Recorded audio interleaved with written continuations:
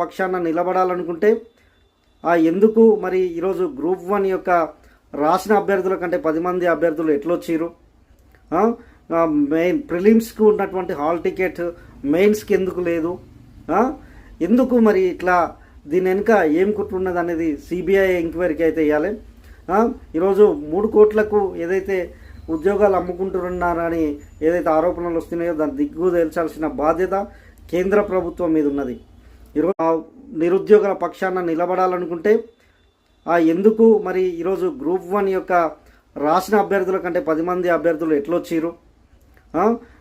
Main ప్రిలిమ్స్కి ఉన్నటువంటి hall ticket మెయిన్స్కి ఎందుకు లేదు? ఎందుకు మరి ఇట్లా దీని వెనుక ఏం కుట్రున్నది అనేది సిబిఐ ఎంక్వైరీకి అయితే వేయాలి. ఈరోజు 3 కోట్లకు ఏదైతే ఉద్యోగాలు అమ్ముకుంటున్నారని ఏదైతే ఆరోపణలు వస్తున్నాయో దాన్ని దిగ్గు తేల్చాల్సిన బాధ్యత కేంద్ర ప్రభుత్వం మీద ఉన్నది. ఈరోజు కాళేశ్వరం మీద ఏవైతే సిబిఐ ఎంక్వైరీ